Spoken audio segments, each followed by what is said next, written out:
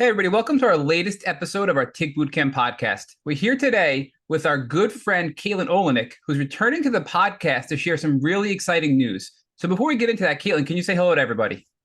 Hi, thanks for having me. I'm Kaitlyn. So Kaitlyn has just dropped her new book, Revival: My Journey with Neuropsychiatric Lyme Disease. This book's now available in print and as an ebook on Amazon, and you'll find the link in our show notes. And we're really excited to talk about this book and how it can help everybody out there, not just people who are impacted by Lyme presently, but people who are out there living everyday life and need to know how serious Lyme disease can be. So, Kaitlyn, before we get into the details of the book, can you just give us a little bit of a recap about your journey and what led you to this book? But again, we're going to put the link in the show notes to your previous podcast episode so people can learn all about you and your really detailed journey of recovery from your Lyme experience. Okay, I had a tick on my leg on a river rafting trip in the year 2000. I was actually 6 years old. We thought I was a little older, but I recently found a photo, and that makes sense with my timeline of symptoms that it started earlier. And then when I went through middle school, I started developing water on the knee, joint pain, migraines, trouble focusing, especially like taking math tests. I would need extra time and have to come in at lunch to finish. And then I started falling down randomly at school. And then I went to my doctor and an episode of mystery diagnosis, and Jacqueline Spar had every symptom that I had. And I printed out a big file and I took it to my doctor and I said, I think I have this. Can we test me? The test was inconclusive, so we decided to go with oral antibiotics, doxycycline, because he figured it wouldn't hurt. And it did help. I considered myself in remission for a while, but I still was not perfect. I started to develop anxiety and eating disorder in high school, and again, trouble focusing and major social anxiety. And I went off to college and I was doing relatively well. And then I was in a moldy house and I started developing psychiatric symptoms. I had like one auditory hallucination and crippling anxiety where I was running out of class. And then fast forward, I started treating around 2016 for a Lyme disease relapse, and it just got worse. I think we overtreated. I was in bed for 3 years, and it triggered a psychotic episode. And I then got a bipolar 1 diagnosis and gained 100 pounds from the medication and the steroids that they put me on, and had to work really hard to get to where I am today. So, Kaitlyn, I just want to know because, well, first of all, thank you for sharing all that information because a lot of that is very personal, raw, and vulnerable to share. But what put the thought into your mind to write a book, and what were your mission and purpose in creating My Journey with Neuropsychiatric Lyme Disease? I have had so many people come to me in private and tell me about their psychotic episodes running down the street and being taken to the psych ward, but nobody really, I think Allie Hilfiger talked about briefly being taken to the ER in the beginning of her book, but no one is telling how out of control we can get with Lyme. And I just felt so ashamed and embarrassed, and that something was like very wrong with me. And it wasn't until so many people started confiding in me privately that I realized I could be the face and the voice of this, and I was willing to be open about my story. And I really want to break the stigma about the mental health aspect of Lyme. So, Kaitlyn, give us a little bit more because I think there's a couple of components about your story that really are important to note. It's the fact that you had Lyme at a young age, the fact that you had this neuropsychiatric component to it, the bipolar side of it, because I don't think people realize how severe the psychological and mental health implications to Lyme can be, but severe, meaning you've said you were bipolar and you shared some in your book, some really wild stories about when you were in these psychotic moments. But give us a little more detail because I think that's the part that really stood out to me about your book is how raw and vulnerable and detailed you were about these bipolar moments, all triggered by Lyme disease. Yes, I told it all. The worst night when I went into from like mania and paranoia into full-blown psychosis, maybe a few days before, I had completely shaved my head and my eyebrows off. I thought I was infested with parasites. And I had read something in our family book that it was like a little poem about, I don't even know what it was about, but it said something about shaving like your whole body or something. And I was like, oh, that's when you're manic, you get all these different connections and you think, oh, like you're figuring out all these things that really have nothing to do with each other. And there's no truth to it. But I was making all these connections and I was like, oh, if I just shave my hair, and I had very little hair left on my head anyways, I had lost most of my hair. So it was just a tiny little bun on my head. But I was like, if I shave off all my hair, it'll cure me, which it obviously didn't. So I shaved my head, my eyebrows, and the night I was so paranoid that I thought someone was trying to harm me or something. So I started calling the police repeatedly. And then I ran out to my neighbor's house to ask for help. And I ended up running down the street barefoot, which is actually, I hear, is very common with Lyme episodes and also with pans and pandas. I've had multiple people tell me that they have had police interactions after running down the street like I did. And a police officer ended up taking me to one of our local hospitals, and I stayed in the ER overnight, and then I was put into the psych ward for 16 days. Yeah, I want to come back to a little bit more, but I want to just stop and highlight a couple of things because, Okay. the fact that you had pans and pandas and the fact that I don't have an official diagnosis of that. I've just heard from other people that that's what that looks like. yeah, So, but Kaitlyn, it's extremely common in interviewing almost 600 people and speaking to thousands of patients. When young children have Lyme disease and co-infections and they also have pans and pandas, they tend to go hand in hand for some reason with the younger population. And we've seen it, Rich and I, time and time again. And the leaders in the research space and the doctor space have, had the same observation. So I think it's important to note that there are so many different faces to this disease that you're bringing awareness to. One of them is, and to kind of highlight a few things you're talking about here. In your book, you talk about doctors said that you were too pretty to be sick. They said that it was just anxiety. They said that, it's got to be all in your head. You were gaslit so hard by your medical professionals. So one of the things that Rich and I have been trying to do over the last 5 years is get into those spaces of whether it's, mental health for people with depression and anxiety, whether it's, the bipolar community, whether it's whatever, to get Lyme awareness brought into those little niche areas for consideration that, hey, maybe you have Lyme and maybe you're just masking, maybe you're just treating these putting these Band-Aids on when you got to get deeper into the root cause, which could be Lyme. So how do you think your book can help break into those niches of various areas that are so segmented right now that have so much overlap with Lyme, PANS, pandas, mental health, all those areas? I think there's definitely a biological component to a lot of mental health issues that doctors have no idea about. When I was in the hospital, I had my best friend calling and my family calling and my doctor calling saying she's not bipolar, she has Lyme disease and it's gotten into her brain. And they were like, we don't know anything about that.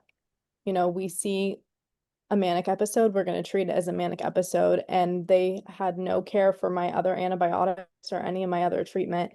And they were just focused on me being there for a manic episode. So and I took on the role of educating the doctors and the staff there about Lyme disease. And I did that all the way through stepping down through rehab and getting help. And I just think I'm sure there are so many people out there that have Lyme disease as a root cause and just think that, they're told that they're going crazy. Yeah, and I also wonder, well, I'll speak personally.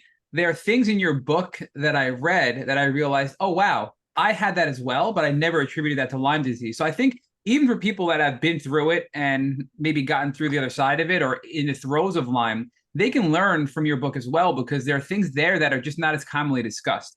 But it's also important for the general population to read it because they need to understand how severe Lyme can be and also the many presentations of Lyme disease that are not traditionally understood.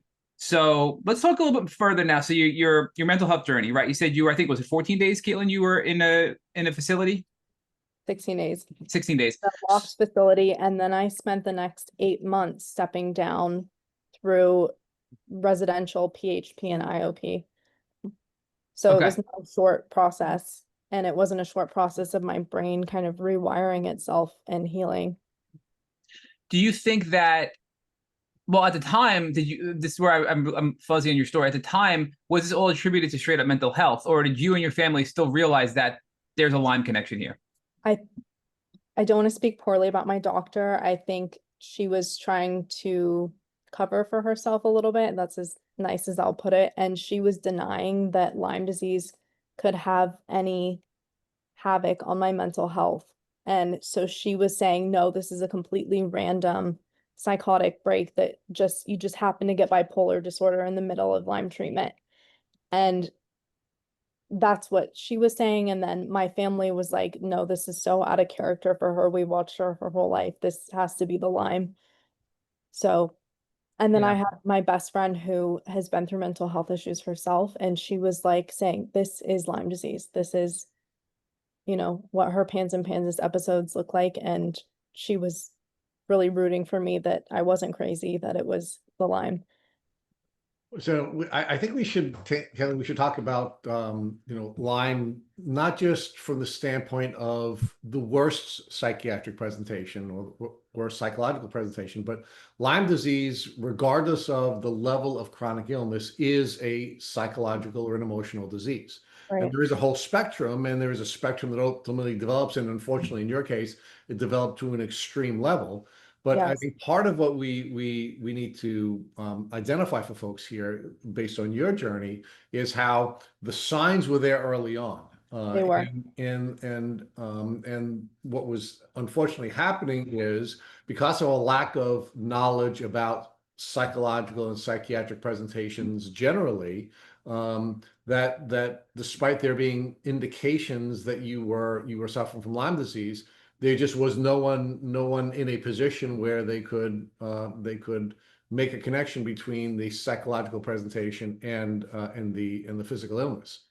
Right. And that's such a good point because I had so many like less severe mental health issues, like the anxiety, the panic attacks, the one auditory hallucination. If we had caught it there, it wouldn't have had to spiral into what it did. And that's another reason why I want to tell my story and to teach people how to catch the symptoms and signs early on so they can get help quickly.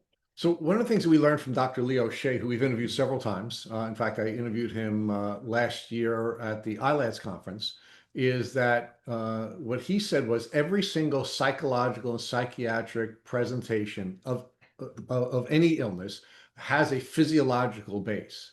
And that was really liberating for me. I never really thought that, I never thought of it that way. And having, an expert at his level, make that observation was really helpful, which sort of identifies another problem that we have in the medical community, which is we train allopathic and naturopathic doctors to focus on physical symptoms, and then we train psychologists and psychiatrists to look at emotional symptoms, but there's not a whole lot of crossover between the two.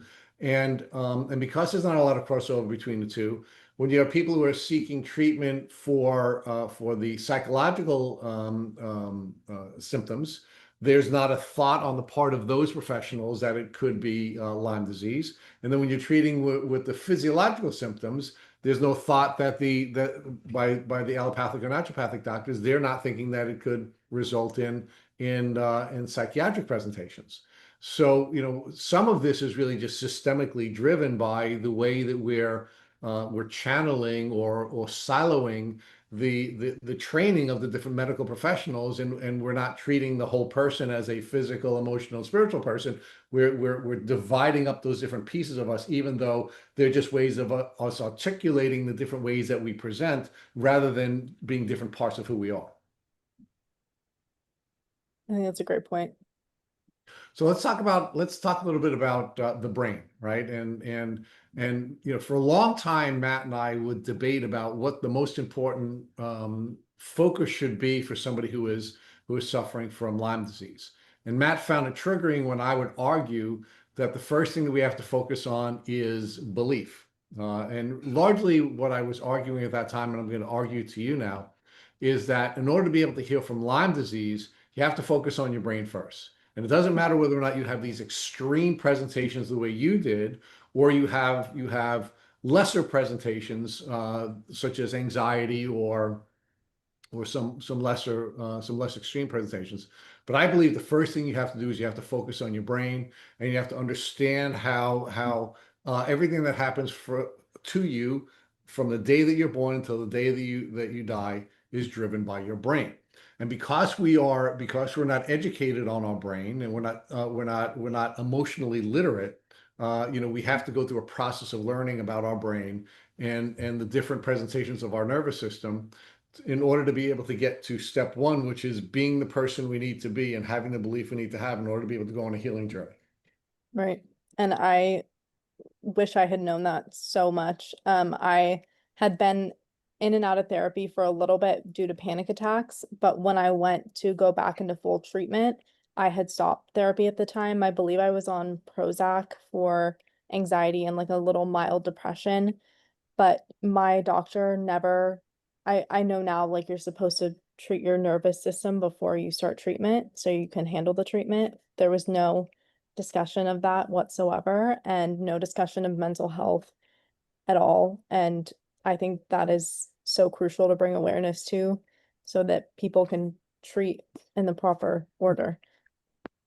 So let's talk about first the physiological presentation of the brain or the nervous system, right? Because you did have hallucinations, and most folks don't understand what a hallucination is. Thank God I've never had a hallucination, not that I know of. Maybe I'm having one right now. Maybe I'm hallucinating that that Matt is going to be a fashion model on the runway during Fashion Week. So maybe I am hallucinating. But anyway, so the physiological presentation of our brain is we first perceive objects in space, and after we perceive objects in space through our senses, we then have a perception in the dark recesses of our brain. There is an image that's created. After that image is created, that then gets converted into language, which is our thoughts. It then gets converted into feelings. So we're now physically reacting to something, which then allows us to take action on whatever it is that we're perceiving in the world. So that is the physiological presentation of our brain. Now, of course, our beliefs are going to now filter 99% of the data that's available to us, and it's going to now impact the way that our brain creates perceptions. Now, in your case, what happened was, at least on some occasions, is you started to hallucinate. You first had some audio hallucinations and then some more severe hallucinations. So let's talk about how perhaps if you had been given, or if you or any of us, right, had been given proper educational information about the physiological presentation of your brain, how perhaps that hallucination might have given you some clues into what was going on, and perhaps would have put you in a position where you could have helped your doctors to give you an earlier diagnosis that may have prevented you from gaining 100 pounds and having 3 years of a bed-bound experience.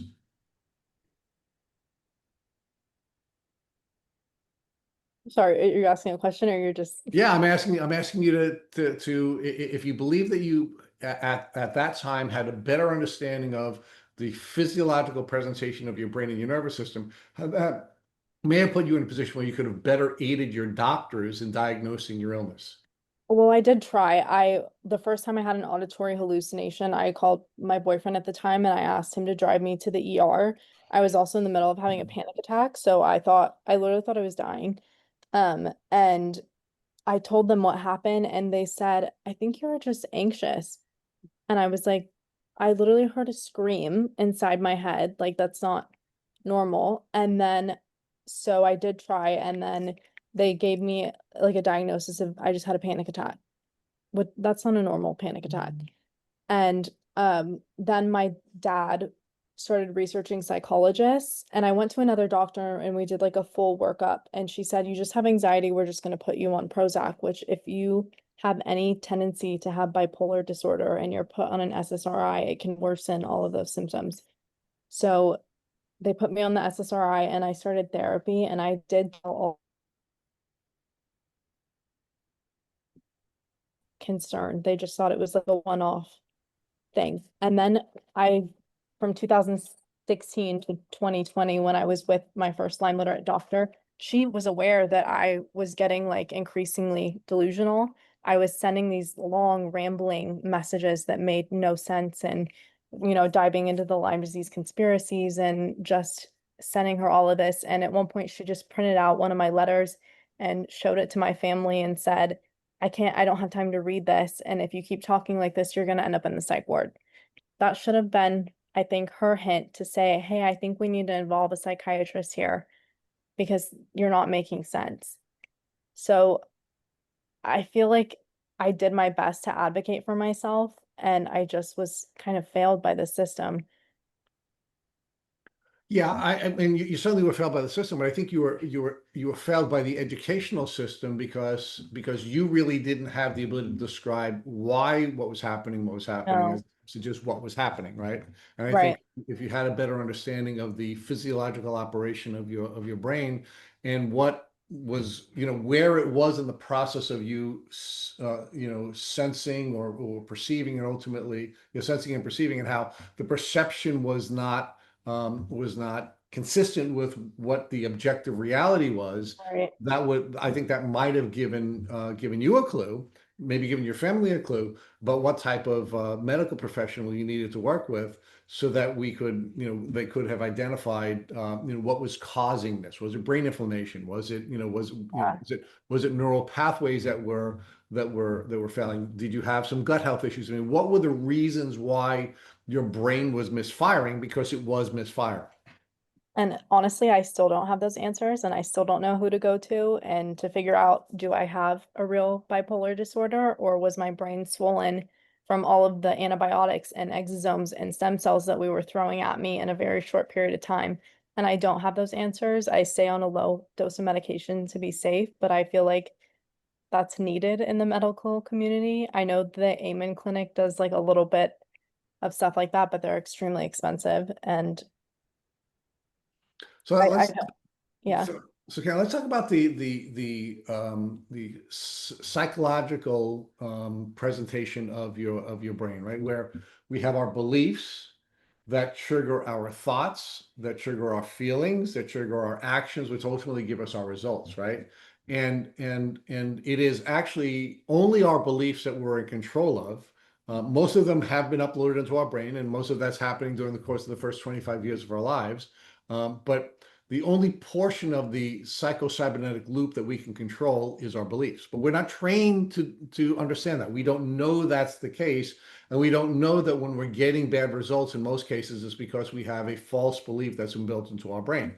Now, of course, the problem when we're getting these bad results, is that we get triggered from the parasympathetic expression of our nervous system to the sympathetic expression of our nervous system, right? We're in this state of fight or flight.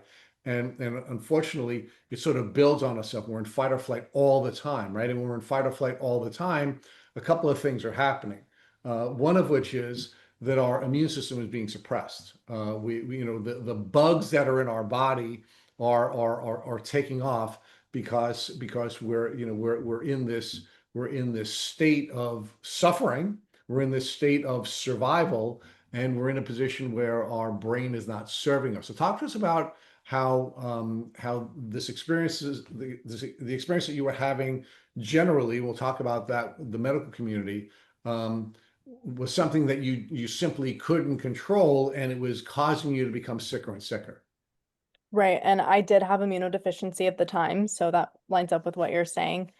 And I just, when you're in a manic episode, your control of your thoughts is like out the window. Like I thought I had all these special powers, and I was getting all these, downloads, and I got very heavy into spirituality, and I thought, these were gifts, and people just didn't understand the gifts. And it's easy to say like, well, rationally I could have seen that, but I just didn't have any of those tools at the time to be able to do that. So one of the things that we spend a lot of time talking about on this podcast is, the largest failure of the medical system is that it's an acute care system, not a chronic care system. And I think one of the things that's unique about your story and now what you've begun to develop with us, is that it's not just a system that's designed to treat people who are physically acutely ill, but it's also a system that's only designed to treat people who are emotionally acutely ill. And what happened in your case, of course, is that you had these manic experiences. You were brought to a hospital. You were inpatient. I think you said for 16 days. Yeah. And the only thing the system was doing was designed to get you out of crisis. And then Right. once you're out of crisis, it was like, good luck, Kaitlyn. Hopefully Yeah. it'll all work out for you. You know, we got you out of this acute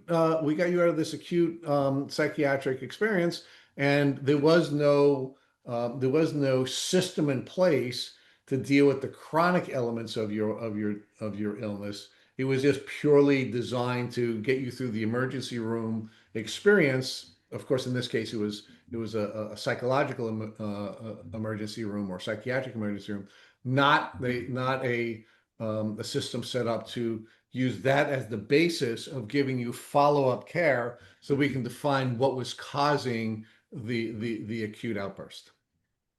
They did protect me in one way by saying there's no way you can go home like this after the hospital. And they did put me in residential and PHP, and they run simple blood work, checking for viruses and illnesses, but none of them were Lyme literate or any of that. And they allowed me to work with my doctor as I stepped down, and they dealt with my brain. And then we kind of tried to figure out how to move forward with my health. And so I am thankful that they were willing to work with me, but it was, we were making stuff up as we were going along, trying to figure out how to merge the physical health with the mental health and get me back to being myself. Talk to us about the impact first that the manic moments had on your family. I know you're from a very close family. How did this affect your larger family? And were you aware of how this was affecting your family at that time? Um, I was very angry with I'll be honest, I was very angry with my family at how it led to me getting to the hospital. I felt like I just wish there had been like an intervention in place before it escalated to that. And my family had What do you never, mean by that? What do you mean an intervention? I wish my doctor had said, hey, she needs to see a psychiatrist, or my family had said to me, hey, you're not making any sense. I think you need to go get some psychological help on top of the physical antibiotics and the Lyme disease help. Um, But do you think you would have responded positively to that, Kaitlyn? I mean, were you in Probably not. yeah, No. So maybe it had to get to the point of where it did. yeah. I can't say. No, yeah, Um, if you're not in a position where you are not perceiving the world Normal. accurately, Yeah.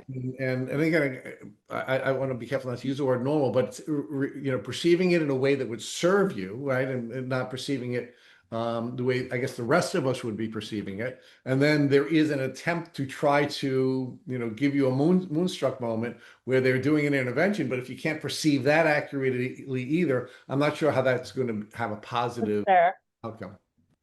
Yeah, I don't have answers, and I think that's a big thing in the mental health world too, is how do you help someone that doesn't know that they need to be helped? Or, Um, or, or doesn't have the capacity to right, perceive it as help.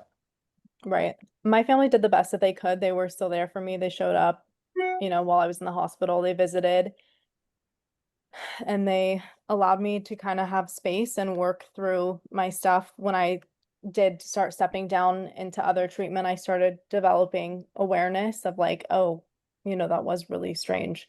And like, oh, I do need to work to get better.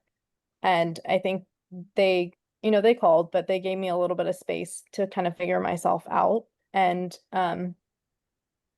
we worked through it. I mean, I I don't think they had ever, I mean, my mom's from Missouri. They talked about Lyme disease, but it was more like aches and pains and that kind of stuff. They had never seen anything like this. And my best friend was helpful at the time. She would call my parents and explain what she had been through, and that gave them more insight into what I was dealing with. Um, and I mean, we've gotten through it, my family, we're all very close now. Good, good. So, look, we know from, doing the interviews that we've done and the, millions or tens of millions of impressions that we've had and DMs that we've received over the last 5 years, that this is a very difficult subject for people in the Lyme community to deal with. It's really triggering. So, I mean, we certainly have to show your family some grace here because, Yes. yeah, they wouldn't know because they didn't have Lyme disease, and almost no one is Lyme literate. Certainly, people your parents' age, Yeah. probably around my age, and they were not raised in a part of the country where ticks and Lyme disease were. Well, they probably, you know, old enough to know about tick diseases prior to Lyme being discovered, right? But even for people who have been on a Lyme disease journey, they don't really understand. Many of them really don't understand the psychiatric and psychological presentations that they've had to face. And because of that, or it's so painful that folks really just don't want to focus on it because it becomes triggering and it's something that they're concerned could cause them to have a relapse. So I understand that piece of it for sure. So what I Rich, think. let's gonna jump in real quick. I just want to add to that because one of the things I think before we move on to the next topic here, one of the things I think that is very helpful in Kaitlyn's book is in that specific experience when she was having all of these psychological symptoms, but also dealing with an infection and inflammation in the brain. So bugs in the brain and an inflamed brain, right? There are things that we can do to help alleviate inflammation temporarily. And also understanding that once we work towards eliminating the bugs or reducing the bugs in our brain, that's going to result in symptom relief as well to these psychotic breaks, the depression, the anxiety. And that message was very well delivered in the book, and also a lot of tips and helpful advice to kind of get through it in a way that Kaylee didn't have at the time, but she now has, under her belt to share with other people. But I think it's important to keep focusing on the symptoms and signs that Kaitlyn talked about as far as what's related, what's not, to kind of help people that are listening to this podcast and also ultimately going to be reading the book. So in this realm, we had Dr. Jaquel Patterson on last week, and she's an ILADS brilliant doctor who specializes in Lyme. And one of the things she said is, in specific to signs and symptoms, how do we know, is it Lyme-related psychology or potentially something else, right? Maybe another pathogen, maybe another condition that's unrelated to a tick-borne infection. And she said, if you have mental health issues, whether it's depression, anxiety, bipolar, you name it, and the traditional medication that works for the majority of people out there is not working for you, that is a huge red flag. That is probably Lyme and an underlying infection. So, Kaitlyn, has that been your experience too, before we move on to the next topic that Rich was about to bring us into? Not completely, no. When I was having panic attacks, Prozac did help calm them down. And then when I was in the hospital, the medication they put me on, Latuda, did help bring me back to reality. So from my personal experience, that's not always true. I think maybe in my story, there's kind of like a both component. That I mean, it did seem to trigger bipolar disorder that was treated with medications, but there was a biological component of what was causing it. I don't know. I don't have anybody else in my family that's bipolar that we know of. Sorry, Rich. I know I totally interrupted you. No, That was very rude of no, me. and I mean, this is, we are complex people with complex presentations, and it's always hard to identify what part of the risk formula we are in, when somebody gets sick, right? So, Kaitlyn, you probably remember from when we spoke with you earlier, we here at Tick Boot Camp understand that the risk of becoming chronically ill from Lyme disease is formulaic, right? And it's going to be threat times vulnerability, right?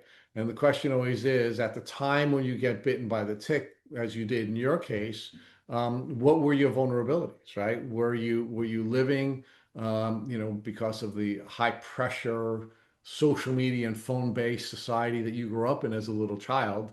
Were you already, developing neural pathways that were not serving you? Did they make you vulnerable? Were you already anxious? Did you already have those types of emotional vulnerabilities before the bugs came into your brain? And then when the bugs come into your brain and the inflammation that is Yep. associated with that, did it just exacerbate these vulnerabilities that were just a part of growing up in a phone-based society, in a social media society? What do you think, Caitlin? I think I definitely was probably an anxious and shy child, and I think my parents put a lot of pressure on me to be a high achiever, which I hear repeatedly in these Lyme stories. Mhm. It's, people who want to do well and succeed and usually have a ton of hobbies and education, and that was no different in my story. And I'm sure I had vulnerabilities, and um the Lyme just kind of pushed me over the edge. I also, was told nothing was wrong with me continuously, and to just kind of be quiet about it and, deal with it and continue to work myself to the point where I literally had no choice but to lay in bed for 3 years and listen. Let's talk a little bit more about the risk piece, because you were, and I guess maybe still are, an equestrian athlete. Yes. One of the things that we've learned from a lot of equestrian athletes, because you're spending time on horses, and because they're large animals, and because there's so much surface area for ticks ultimately attached to, uh, that there's a strong possibility that when you're an equestrian athlete, you're going to be at risk to coming in contact with ticks. And although you have a single recollection of a tick bite that's standing on your mind, my feeling is that you probably were bitten by ticks many, many times. And I think Right. when that's And the case, yeah. I was just going to say, we actually don't even think that the tick that I did find, we didn't think it had bit me. So I don't know 100% that that's the incident, and you could be very right. I recently spoke to one of our family friends who I used to have my horse at El Toro Marine Base, and she said she recalled pulling ticks out of her horse's tail after she would come back from the trail rides. And I think we did the best that we could. I mean, most days I wore long socks and pants, but I have photos of me in short shorts, denim shorts on my horse with no leg protection. So it's very possible. So I think just again looking at the risk formula of threat times vulnerability, you had many psychological, or I should say social psychological vulnerabilities, that we built those out in episode 199 of your podcast. I don't think we have to do that again. I certainly want to urge people to listen to that episode because it was really a great episode. It's when Matt and I fell in love with you. You were just so really so brilliant in the way that you describe so much of what happened there. So I don't want to repeat that too much, but I think you certainly had social psychological vulnerabilities. Let's talk about physical vulnerabilities. How was your diet? How was your movement? I mean, what kinds of did you have the typical American diet, and do you think those kinds of things may have made you physically vulnerable as well? No, I think my family did a great job feeding me and keeping me relatively healthy. I mean, I lived on a diet of grilled chicken breasts and rice and vegetables. We occasionally, like going on my way to our horse, would get KFC as a treat once in a while. But for the most part, I ate relatively healthy. My family had me in gymnastics, dance, horseback riding, art classes. I was always busy, always moving. Um, I did start to struggle with my weight in high school, which I think was more of an inflammation thing than a diet thing. I tracked my calories, I mean, obsessively, to the point that I developed an eating disorder. So I don't think it was intake, outtake.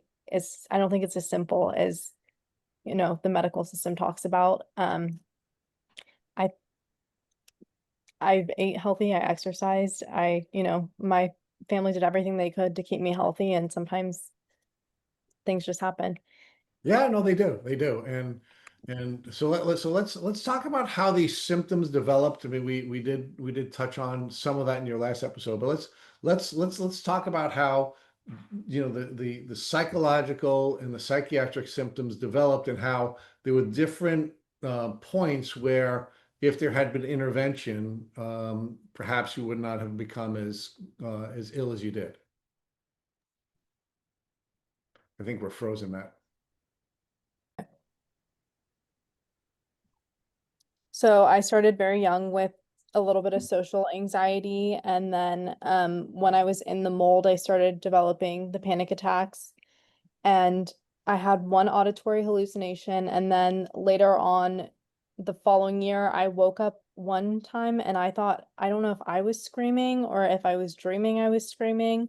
I kind of think I might have been screaming just from stress. And then I had a little bit of like creativity that was coming up. Like I had all of these ideas. I wanted to be a singer, and I mean, I've always wanted that, but like I've started to get hyper focused on it and like wanted to be an influencer, and I started buying and purchasing all of these things. And my roommates were like, "What are all these packages?" And I was like, "I have all these ideas and I want to take all these pictures and do all these things." And then and that was good. It was good for my Instagram and good for all the collaborations I was getting. And, you know, like a little hypomania, I was just listening to this podcast. That's when a lot of bipolar people do well, and they write their books and they do their art and they sing, and, you know, that can be really productive. And then once it, around 2017, I started having the Lyme rage and not being able to deal with my friends and my family. And that's when I lost a lot of my friends. I felt like they didn't know how to support me, and I would kind of, I had no filter with how I would approach that. And I would kind of, you know, rip their head off a little bit, like not be able to have a calm conversation about, hey, I don't feel like you're supporting me. I would just kind of go for the jugular. Lash out. Yeah, definitely lashing out. And I lost like my best friend from college that I considered a sister from one of those outbursts, and she still won't talk to me. It breaks my heart. Um, and then I started kind of getting a little paranoid. Like I thought some social media videos on Instagram that would just randomly pop up were talking about me. And then I thought like the planes above, we did have a change of flight patterns outside of my house. They're usually what like weren't very little planes. And then they started flying really low, and which is a documented thing in the area. But I thought that they were watching me. So just, They wanted to get closer to you. yeah, they wanted to see what I was doing in my room for 3 years sitting there.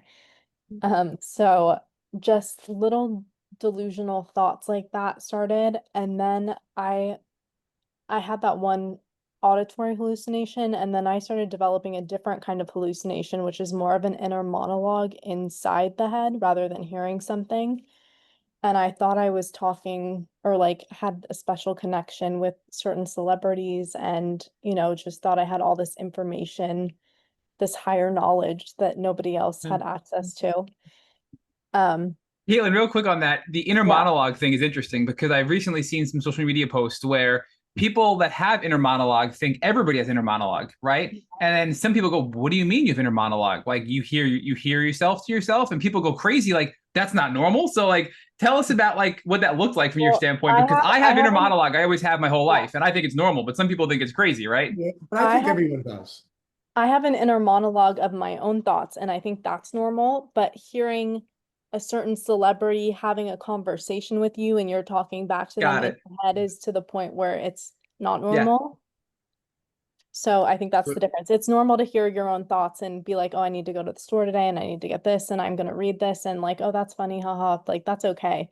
But when you start hearing other people's voices, that's Yeah. when that's when you should start being concerned. yeah, so you thought you were telepathically communicating with. I did. I really did. But and we're laughing about it. Thank God you got through it. And obviously, people Yeah. listening to this podcast, they know you're over it. But I can't help but question, because I understand that in general, you're still not sure how much of this is maybe just genetics or just outside of line your mental health. But I really believe that a big chunk of it, and frankly, if not all of it, was from the Lyme disease and from your illness, right? Because everything you're describing, we've heard before from other people. In fact, we've had other people tell us about being diagnosed with bipolar and having complete like mania and disassociation and disconnected from reality, and then being completely reversed of that with getting taken off all medication because they're healed of Lyme disease. And that seems to be somewhat your case as well, where you're pretty much on a very low dose of all of your medication just because you're not sure, but you're also the best you've ever been with your mental health. I mean, knowing you Right. personally and being a personal friend of yours, I mean, you're doing things now that you never could have done when you were sick, and you're constantly just, pushing those boundaries of your personal growth and professional growth, right? So, what are your thoughts on that? I'm not sure that it was in alignment with your comment earlier about, it wasn't mostly related to Lyme and the infection. That's just my own doubt in my head. I think from being gaslit so much, my whole team thinks it was just, they call that like probably the primary bipolar where it's a genetic, and then a secondary bipolar where it's caused by a medical issue or something like that. And that's where my diagnosis is at. My team actually tried to step down my diagnosis to, I don't remember what they wanted to call it, like a, I don't know, like it's just a like a depression with a psychotic episode or something like that, and remove the bipolar diagnosis. It's my own fear kind of stopping me. I don't think that that will ever happen to me again. And I think we now know that the herbs and how to treat Lyme and keep it in remission, or at least close to it. But I keep that there just for myself because I don't want to ever go through that again. And if I did,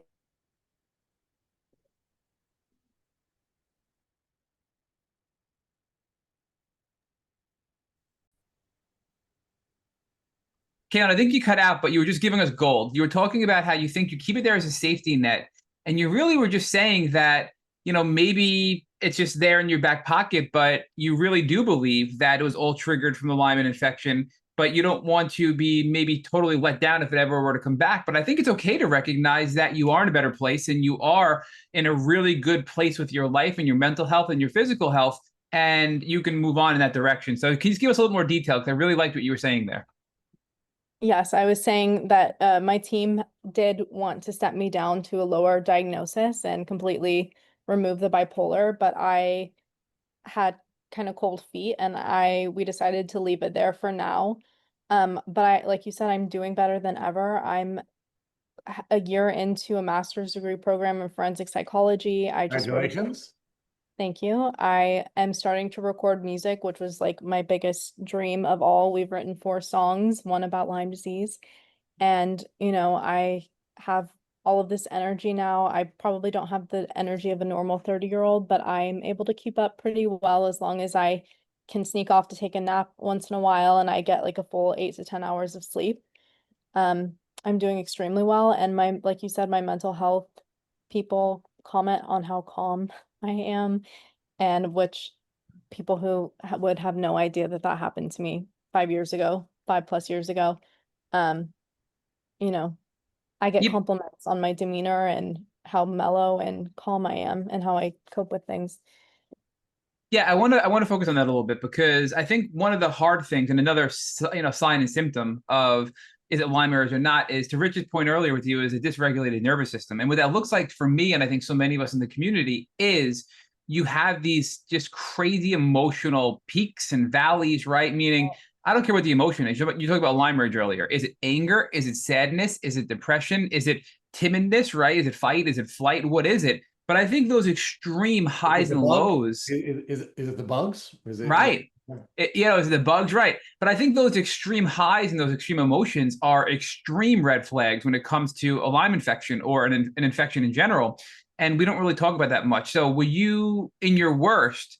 It seems, again, it's hard because I know you now for so long that you're just so mellow and you're Yeah. so just stable with your emotions, right? Like, it's hard to envision a Kaitlyn who has such highs and lows, but was that what you were like when you were really sick? I could be vicious, especially when I would have to go to the ER. Like I would just humiliate my parents. I could not stop running my mouth and just wanted to fight and thought I knew more than the doctors, which may have been a little bit true in regards to Lyme disease, but you don't have to say that. And I just was not myself at all. Yeah. So, Kelly, Sorry. you had given us this outline of how your disease progressed, at least the psychological and psychiatric presentations. Can you outline for us where there were inflection points where if you were treated by a competent doctor, or your parents were more informed about what you're teaching in the book, outline for us where the inflection points were, where maybe a diagnosis might have been available and you could have been protected from the chronic presentation of the disease. I think definitely in the ER with that first panic attack, I think then would have been a good place to maybe explore other mental health diagnoses or, talk about what that auditory hallucination really meant. I think that was a missed mark. I think when I started sending all of those strange letters to my doctor, I think that I was at a point there where I think I would have been rational enough to be like, oh, I need to see a psychiatrist. Okay, I'm willing to go. Before I had gone completely into psychosis, I think that would have been a good place of intervention. I may have been like, this is stupid, or, I'm fine, but I think I would have gone. When you're in full-blown psychosis, I mean, there's no leveling with someone like that. I don't know what they would have done other than 5150 me before I started running, shaping my head and running down the street. And even then, I'm sure I would have been angry and all of that because I didn't understand that I was at risk of, I don't know, stepping out in front of a car. I mean, who knows what could have happened. I hear horror stories about people going missing and stuff in that state, and it's devastating. I'm lucky that I had people that were trying to get me safe that night. So, Kaitlyn, there are a lot of taboos in many I cultures know. Mhm. about mental illness and mental health. And I'm on my mother's side of the family. They're immigrants from Italy, and mental health is something you do not talk about. Right. You do not seek out assistance when you're struggling emotionally. I'm not crazy. I'm not going to go to a doctor. Were there any of these kinds of cultural taboos in your family? And do you think that made it more difficult for you to get an early diagnosis of your illness? I love my parents, but my parents are older. They're from a different generation where the same thing, you don't talk about your health issues. I was encouraged to not even tell my friends as a child that I had Lyme disease. That was not something I talked about. When I would miss like a month of school at a time from being sick, I would just say, I didn't really feel like coming to school, or I had the flu, or, something like that. And the kids would make up stories that I went off to Guam and stuff, and that would get spread around school, that I was off on these exciting adventures and not just stuck in bed, not feeling well. Um, my parents were actually very supportive when I had panic attacks. My dad stopped what he was doing and flew out to come stay with me at a hotel and set me up with a psychologist and help me work through that. Um, I think at that point, they didn't really mind if I shared or not. I know I shared with, I went to dinner with my neighbors and I explained what I was going through, and one of my neighbors was like, wait a minute, you feel like your heart is racing and like you're having a heart attack? And he's like, I experience that every day at work. What is that? And I was like, that's a panic attack. And that is how he got his diagnosis of panic attacks. So I did start kind of advocating for myself, but at that point I was grown. So, we're building a construct here of a lot of barriers that were there. Part of the barriers were the lack of education that we're given in school. Um, Hmm. another set of barriers is that our parents were not educated and they don't know what to look for. Another set of barriers is that our medical professionals are not educated, and in most cases, because they're acute care professionals, they're looking to get us out of the crisis of the moment and then sort of move us on because they have other people who are in these acute crises that they have to deal with, right? So there's that element of being overwhelmed.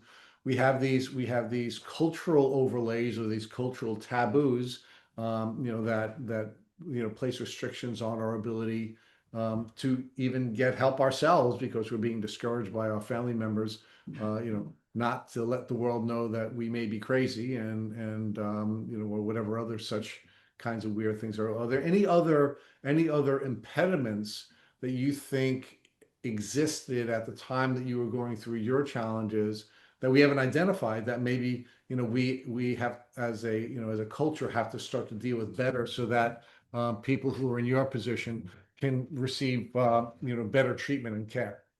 I think psychosis is a huge taboo. You hear that word, and even the medication I'm on is an antipsychotic, and I feel like to the average person, that's a terrifying term. Um, and it's I mean, I'm a psych major. I went to college for 4 years of undergrad for psychology, and I'm in grad school for psychology, and I still wasn't able. We had watched a documentary on bipolar that Stephen Fry did, and even with that, I still, when they handed me that piece of paper that said bipolar 1 was psychosis, I was like, what are they talking about? So even me as someone educated in that topic didn't have the knowledge that I learned from firsthand experience. And I don't think I had ever, maybe the Stephen Fry documentary, but I had never heard of someone just having a psychotic break until, ironically, when I was in rehab, Selena Gomez did her own video talking about her own bipolar diagnosis, and then she released her own documentary talking about her psychotic break. And I think recently Lady Gaga has opened up about her psychotic break from PTSD. So I feel like we're just starting to kind of kick the door open a little bit and put a toe in the water. And one of the comments that I got from one of the first people that read my book was, Kaitlyn, I can't believe you're talking about any of this. This is culturally so taboo to talk about your mental health symptoms, or, risk putting like a crazy label on yourself. But I feel like if we don't start talking about it, it's not going to get better. So the two more pieces I'm going to talk with you about. You and Matt started to talk about what I'll call pharmacological taboos, right? Where we as a society have this very unhealthy relationship with pharmaceutical companies, right? And some of it well earned, where there seems to be a business model with big pharma where their goal is to get us hooked on something. Right. Rather than coming up with cures, they're coming up with tools to help us get through our acute challenges. But there's a downside to that mistrust that we have for big pharma, because then you're going to be anxious about the decision that you've made, which is, hey, I'm in a good place right now. My medications are serving me well.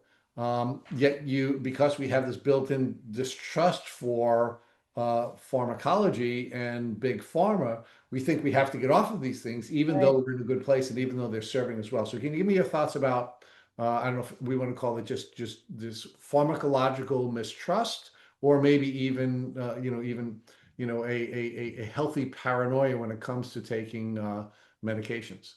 I think medication should never be a first resort. I think, I mean, if someone is in a state of crisis, then obviously that would be important, but I don't think, I think it should be looked at from an integrative doctor that's willing to work with you and work with probably a Lyme literate psychiatrist as well, and see if that decision is the right decision for each individual person. For me, it's not harming me in any way. All of my blood work looks perfect. And I had tried to reduce it a little bit more and just got very anxious. I didn't have any or symptoms or anything like that. So I'm just comfortable where I am at for right. I've considered seeing other, maybe like a Lyme literate psychiatrist and stuff to get a second opinion. I haven't made that step yet. But I think I was listening to another podcast, and it was some author's opinion. I can't think of her name, but she was saying if you're bipolar, you absolutely need to be on medication. And I think with what we know about biological components, that's not necessarily true. Well, Um, Go ahead. maybe, but I really think so. Part of the reason I'm referencing this is, one of my favorite psychiatrists is Dr. Rosalie Greenberg. I just love her.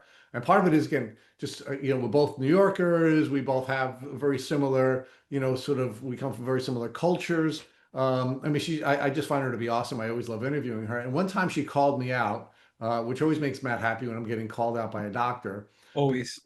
My argument to Dr. Greenberg during one of our conversations was, hey, the goal should always be to get the patient off of Medicine. medicine, right? And she says, absolutely not, Rich. No, that should not be the goal. The goal should be to serve the patient.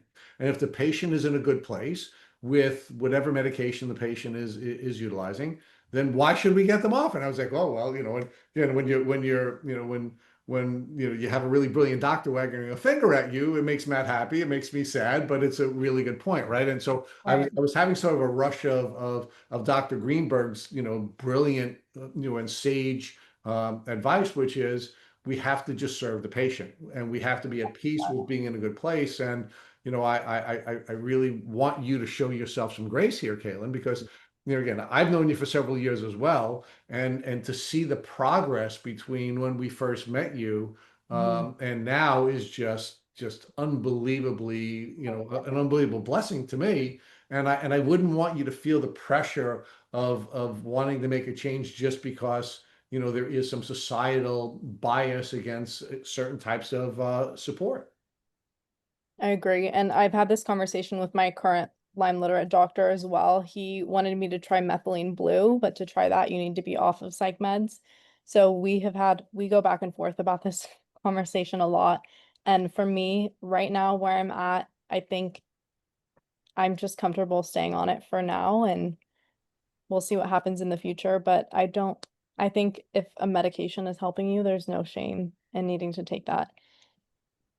Yeah, no, I actually I think it's awesome. I think it's awesome that you are where you are. So, Matt, can you think of any other biases or any types of I guess social pressures that people have that may interfere with their ability to to either get a diagnosis or to be at peace with the treatment path that they're on? Well, I think one, and I know Kaitlyn and I have talked about this offline. One of them, which is so simple, is just good communication and being vulnerable and putting yourself out there, whether it be with family members, whether it be with friends, whether it be with your doctors. I mean, I'm now in a position where I go to doctors and I'm like just very direct. I ask a lot of questions. I'm very targeted. And even in my personal and social life, I'm very direct and I communicate a lot because I think it's very important. And I wasn't like that before I got sick. And I think, Kaitlyn, for you, that's played out to be true as well. You have to just be direct and share what's going on in your mind and in your body. And when you do those things, you have a much better response from whomever you're communicating with. Again, doctor, intimate partner, whatever, right? So, okay, let me raise it to sort of follow up with Matt is saying there, because there's another thing I was thinking of, and I thought Matt was going to get maybe to the point where we can ask you the question about professional concerns, right? We've had many guests on this podcast who have asked that we take down their episode after they got to a point where they are like you, where they're about to move into the workforce. One of the guests, again, I would never mention her name because she asked for her episode to be taken down, but it was one of the best episodes we ever had. I mean, she was this brilliant engineer who took this very structured approach to healing, and it received unbelievable feedback from folks on the episode, but we had to take it down, and Matt had to like search high and low through every single possible place it could be, because she was concerned that there would be some prejudice she would have to face as she moved back into the workforce. And I have one person I'm thinking, but it happened many times. Oh yeah. Poor Matt has to try to find every little place that this appears in order to be able to pull it down. So talk to us about that overlay where there is some concern about you being as vulnerable and honest and writing a book and coming on a podcast and doing these kinds of things, where you have this spirit of wanting to help other people, and you have the spirit of wanting to show that there were these various inflection points on your journey that if people knew about them, you wouldn't be this sick. So you want other people not to have to go on that. Talk about how your concerns about professional success may limit you being comfortable with being vulnerable. I definitely think about this a lot. I also think about this in the dating world. It's not easy to start off with someone right away and say, yeah, I've had a psychotic episode and I wrote a book about it. Well, So tease those two out for us, Kaitlyn, because I did want to get to that too. Okay. I wanted to get to the end. Professionally, I have recently had a conversation with my career advisor, and she is all for it and thinks we can actually spin it in a way that can help me, which is an Interesting. Every time we get to something good, she's I know. so annoying. Caitlin, if you can hear us, you yeah, right. No, you got the gold there. So keep going. You said you're talking to your career advisor, and she said you can spin it in your favor, and then that's where you launched it. So let's keep going with that. Okay. She said we can spin it in my favor, and she thinks that we can use my book is actually like research advice for or research experience for my resume. And I'm considering applying to PhD and PsyD programs and having my research be in health psychology and have this book be my experience and my drive behind why I want to do what I do and why I'm so passionate about it. And I think a lot of people get into the psych community and the psych world because they have been through something like this. So I'm probably in the right place for myself, and that helps. And I mean, maybe I'll start a new pathway and be able to break stigma and still be able to be considered professional and have a level head, even despite what I've been through. So let's talk about the social piece, right? You started to touch on the intimate piece, but it's not just intimate partners who may hesitate to start a relationship with you when they think you're crazy Right. before you even, before your partner makes you crazy, right? Which Yeah. is a natural part of any intimate relationship, right? We're going to make each other crazy when we're in intimate relationships, right? But it's also a problem for you making new friendships with folks, even if it's not somebody that you're interested in having an intimate relationship with, because there are times we're not going to be at our best. There are going to be times when, we may be short with someone. And I'm just wondering whether or not you think, folks will overreact to a bad moment when you're hangry, for example, and think it's The something more. psychosis. Yeah, I mean, so Yeah. do you have these, again, we're talking about all these different overlays, but do you have concerns about a social overlay where people will overreact to something that they wouldn't necessarily overreact to, or be less forgiving of something that, in the regular course of, me and Matt interacting with one another, when it annoys me, I just sort of, I just roll with it, as opposed to me now jumping to conclusions about, why Matt was annoying for a moment. I have a little bit of fear about that. Like, I'm in a very social barn and they all want to read my book, and I was horrified at first. And I had to like just slowly explain. I've also had a previous writing instructor say she wouldn't teach anyone with bipolar disorder because it's not on her insurance. And so for a while I didn't want to talk about it at all. And I like took that label out of like all my social media, and I was like horrified.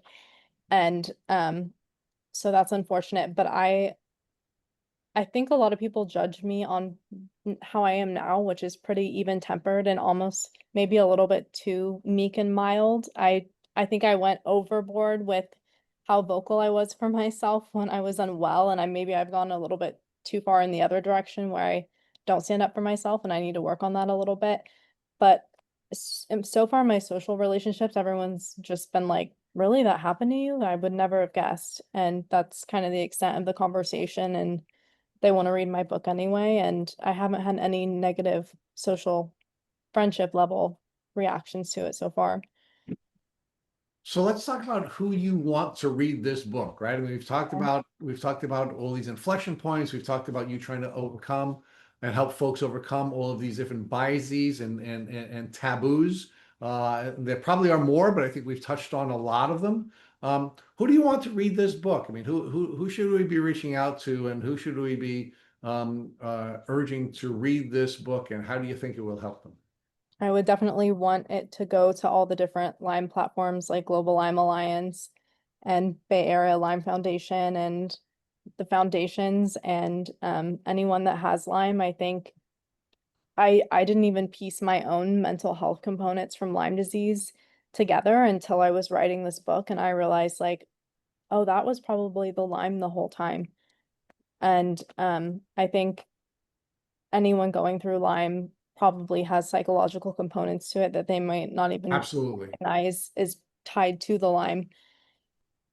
And also, I mean, Lyme is climbing right now. We know that based on all the ERs. And I think anybody that's active and in public and hiking and should be aware of this and the consequences and be able to recognize the early signs, and prevention is key, Yeah, which we talk about a little bit in the back of the book.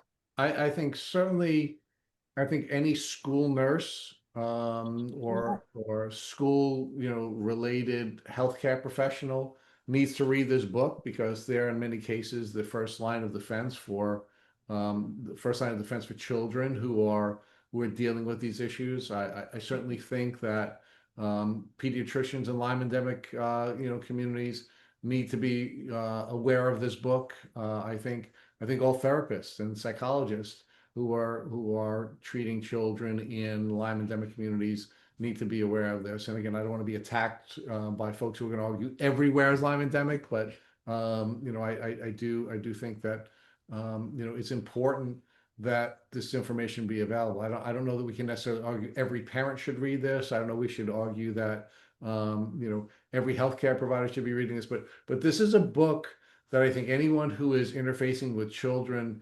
needs to read and needs to be aware of, because they can alter the course of someone's life, and they can Yes. prevent a great deal of suffering if they are just in a position where they have a base level of awareness of the likelihood that Lyme disease is causing this symptomology. I think that's a great point. All right, Matt. So we have to make sure that we get on this campaign to get the word out to all of the healthcare providers and all of the school officials who are working with children in our community, so they can read Kaitlyn's book and help save folks from all kinds of childhood and young adult suffering. We are on it. And we have plenty of people, Kaitlyn, I'm sure you know from listening to the podcast, we have plenty of people that run camps, that are in, child education, that are in all these areas that we can link you up with to get the word out. And it's something we're very passionate about. So, we've had you on now for, quite a while. So, Kaitlyn, we can't thank you enough for coming on our Tick Bootcamp podcast and sharing not only your story and resharing it again in a short version, but just telling us about everything you've done since the last interview and this brilliant book that you've now published. And we know this book is going to help save so many additional lives that could have been ruined by Lyme disease. So again, for everybody listening, the link to your book is in the show notes. It's available via hard copy and also an ebook. And we encourage everybody that's listening right now to go tap that link and buy that book. And Kaitlyn, thank you again for coming on and being so brave and vulnerable to help people. Thank you so much for having me.